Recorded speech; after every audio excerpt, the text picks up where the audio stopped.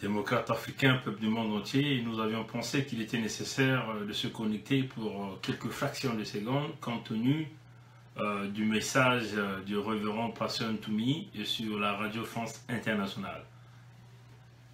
Nous allons vous faire écouter ce message et nous vous dirons ce que nous pensons par rapport à ça.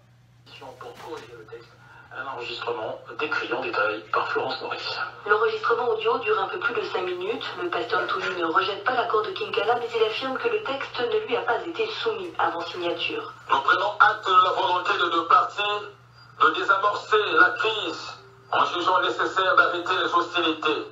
Mais, compte tenu du fait que le texte ne fait pas ressortir nos préoccupations majeures, nous exigeons la mise en place d'une commission mixte et paritaire de travail.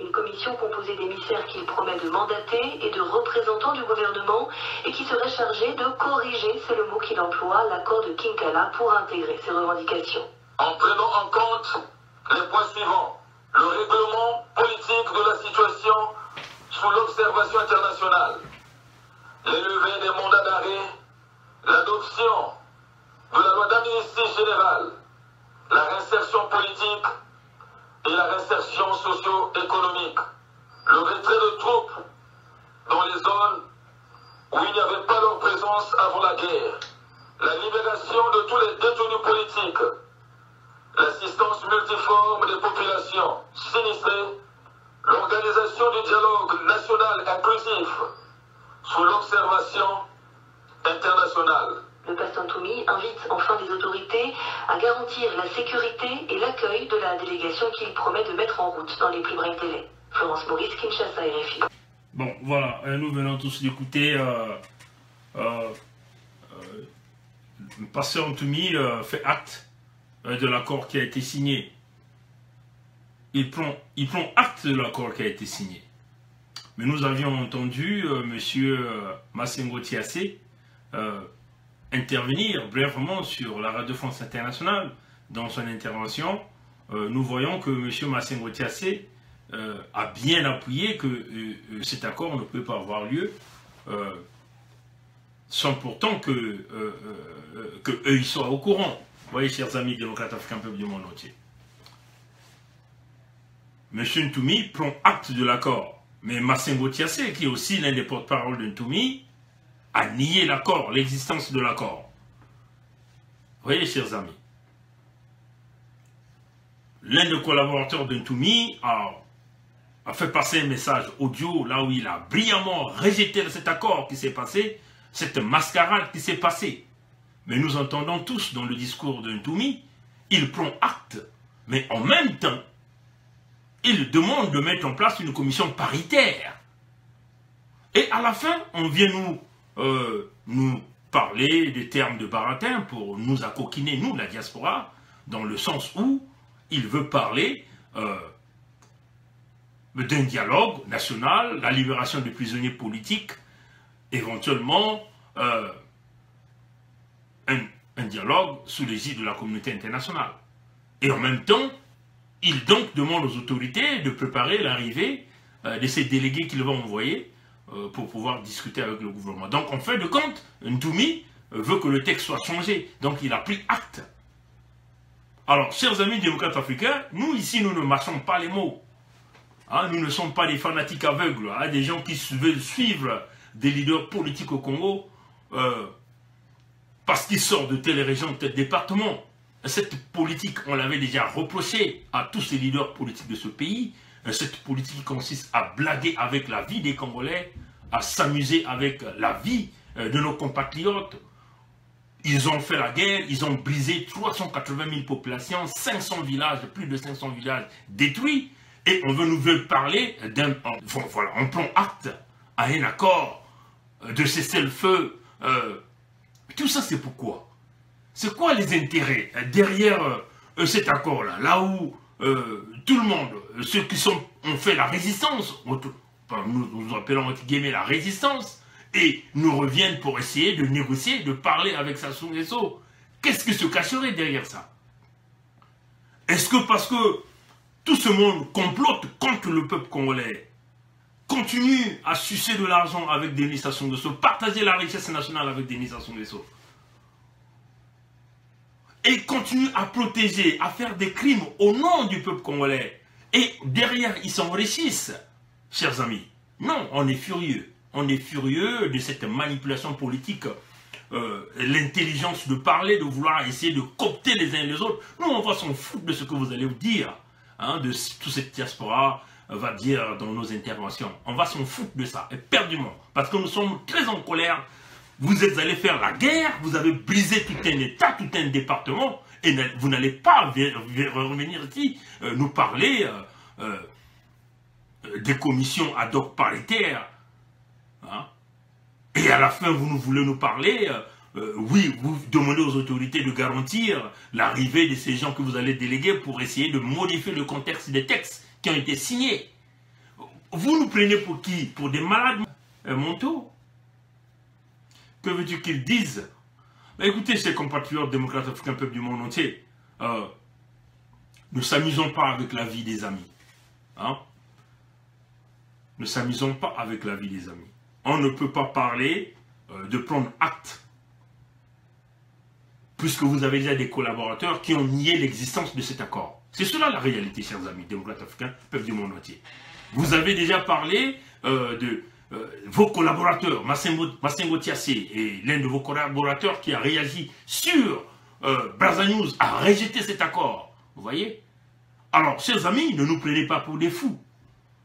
Ce pays-là ne peut pas continuer à être dirigé de cette façon, où vous aviez des clans qui se forment, qui vont faire la guerre, qui brisent les populations, qui brisent l'économie de tout un État, et vous voulez venir négocier avec des gens qui continuent à briser le Congo. Tout ça, c'est pourquoi? Pour vouloir recevoir les prêts, sauver Sassou, c'est cela, chers amis, démocrates africains, peuple du monde entier. Alors nous sommes en colère. Nous ne sommes pas de cette politique-là. Cette politique qui consiste à briser les vies et que vous venez vous négocier. Pourquoi vous ne pensez pas négocier en avant? Vous attendez que des milliers de personnes puissent perdre leur vie? Vous attendez que des milliers de personnes puissent perdre leur village? Non, chers amis. Écoutez, soyons logiques. Hein? Nous ne sommes pas des fanatiques aveugles, on le dit. Nous condamnons tous ceux-là qui vont aller négocier avec Sassou, s'asseoir avec Sassou, pour discuter avec Sassou, pour sauver Sassou. Parce que c'est cela que nous voulons parler. Vous allez voir qu'il va faire un discours le 30 décembre, ce samedi qui vient. Il viendra éventuellement vous parler de l'acte que Toumi venait de prendre. Et donc, venir encore avec des paroles pour essayer de garantir le peuple congolais. Vous faites ça pourquoi? C'est pour avoir le prêt du Fonds monétaire international. Et justement, c'est cela que vous voulez aller sauver Sassou. Mais l'argent que le Fonds monétaire international donnera au Congo, ça ne va pas servir au peuple congolais. Ça va servir pour le paiement des dettes du peuple congolais. Donc, les crimes économiques que vous avez commis dans le département de Poul, vous allez juste le faire passer les faire effacer d'un revers de la main. Parce que vous êtes allés signer des accords. Non, chers amis, on ne peut pas continuer à fonctionner sur ce modèle. Ça a été fait en 1998. Nous ne pouvons plus continuer à travailler sur ce modèle. Et nous vous parlons ici de notre colère. Vous voyez? Nous vous parlons ici de notre colère. C'est inacceptable de voir ce genre de choses. Vous voyez? Vous avez brisé des vies des gens. Vous aviez pillé le Congo. Le Congo a été pillé. Le Congo a été volé.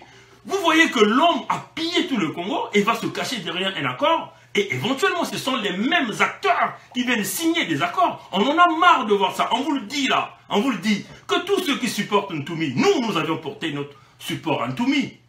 Parce que nous avions cru à ce monsieur dans la résistance. Mais il est aussi temps pour nous de leur dire la vérité, de leur dire ce que nous pensons. On ne manipule pas la vie des gens. On ne peut plus continuer avec cette politique qui consiste à travailler avec un homme qui tue. Et vous revenez pour signer des accords et à la fin vous partagez des postes. Et tout un chacun de vous s'en sort gagnant pendant que le peuple est perdant. Et ça, nous disons non. Et nous, dans la convention de la diaspora de Congolais du Canada, nous ne serons pas là pour supporter ce genre de politique. Et on vous le dit en face. C'est cela. Nous sommes différents de vous parce que vous êtes des fanatiques derrière vos ethnies et derrière vos leaders politiques. Nous ne serons jamais derrière nos leaders politiques par des affinités régionales. Nous ne le serons jamais. Et nous dirons la vérité à tous ceux-là qui brisent le Congo, tous ceux tous ceux qui complotent contre le peuple congolais. Ça, c'est inacceptable. Au XXIe siècle, nous n'accepterons pas cela.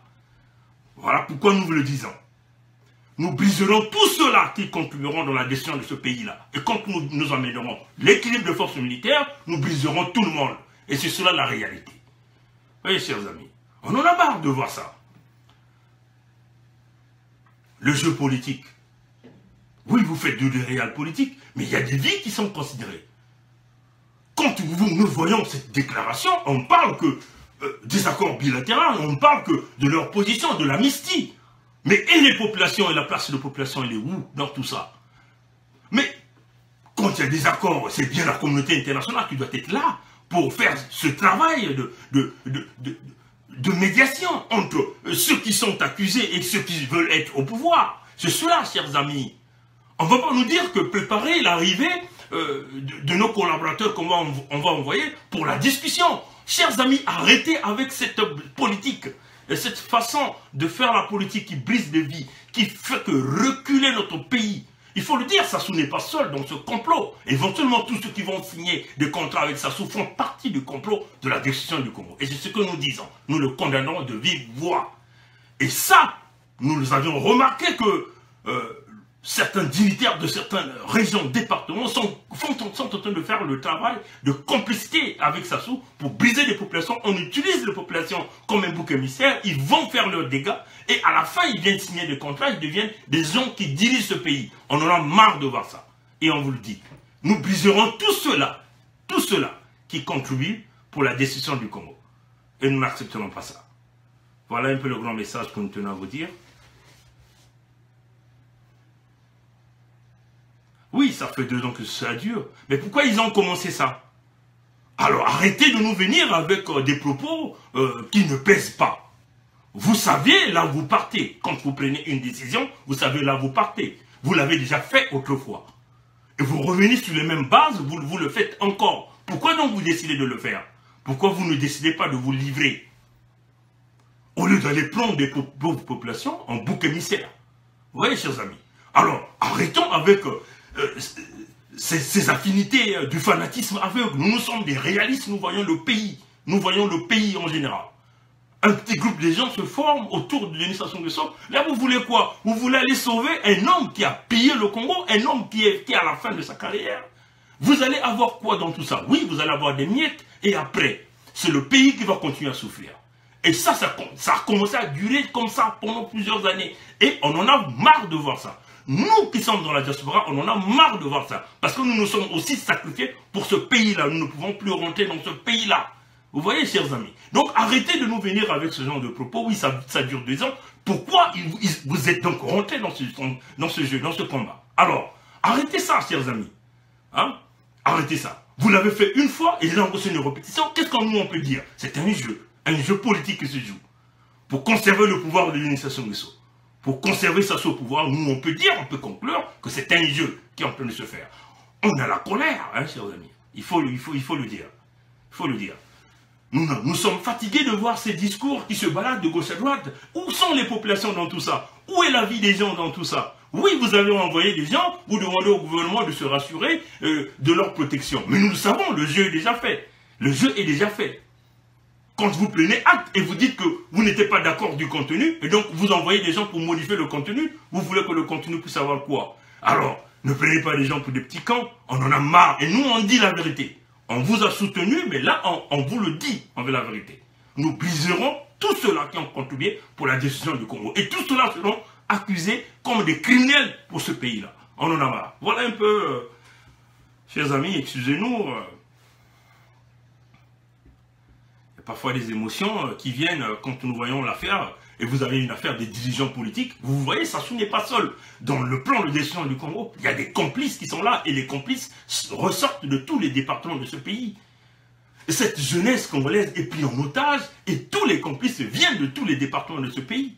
On en a marre de voir ce qui est en train de se passer. Et où sont les vies des populations dans tout ça? Oui, vous allez envoyer des gens, vous voulez qu'on puisse garantir leur sécurité. Vous cherchez des commissions paritaires. Oui, ça, chers amis, vous cherchez des commissions paritaires et la vie des populations. Dans tout ça, vous allez mettre ça où? Nous pensons que la communauté internationale devait d'abord arriver pour assurer le rôle d'arbitre. Vous voyez? La communauté internationale devait arriver pour regarder le côté A, le côté B, garantir les deux côtés pour la sécurité. Mais là, on a l'impression que c'est un petit jeu. Vous allez voir le discours de Sassou de samedi. Il va parler de la libération de quelques prisonniers politiques. Vous voyez, chers amis. Parce que le plan est déjà tracé. Il faut sauver Sassou. Il faut qu'il puisse recevoir l'argent du Fonds monétaire international. Et toute la machine internationale s'est mise en marche. Les contacts ont été pris. Vous croyez que les Français n'ont jamais contacté Ntoumi? Bien sûr qu'ils l'ont fait. Vous voyez, la machine s'est déroulée. Et qui va sortir dupe dans tout ça? C'est le peuple congolais. Donc les crimes que Sassou a commis dans le département de Poul vont être effacés d'un revers de la main parce qu'il y a un contrat qui s'est maintenant fait. Non, chers amis, nous ne pouvons pas continuer à exposer nos populations. L'homme qui brise plus de 500 villages, 380 000 populations, la vie des populations en danger, des gens qui ont été massacrés pendant le référendum, on va juste sauver un homme parce qu'on a de l'argent, on veut recevoir. Non. Nous, en tout cas, nous ne sommes pas des fanatiques aveugles et nous dirons la vérité à tout cela. Nous avions supporté Ntoumi, mais là nous le disons la vérité. Le jeu que vous allez jouer, c'est un jeu dangereux. Très dangereux pour la vie, pour l'avenir de ce pays. Et nous, en tant que nouvelle jeunesse, nous n'accepterons pas que les mêmes erreurs que vous avez eu à commettre en 1998, que vous allez encore le répéter en 2017-2018. C'est inacceptable. Oui, nous allons dire que ça a duré 2 ans. Mais il ne fallait pas rentrer dans ce jeu, chers amis. Alors, il ne fallait pas rentrer dans ce jeu. Et nous, on en a marre de voir ça. D'écouter ça, ces discours-là. Oui, vous parlez de commission paritaire, vous allez envoyer vos collaborateurs, vous voulez garantir leur sécurité. En même temps, vous dites que oui, il y aura le dialogue international sous l'égide de la communauté internationale. Comment le dialogue là va faire? Si déjà vous allez envoyer les gens aller discuter avec Sassou, vous allez obtenir quoi dans cette discussion, dans la modification de ce texte?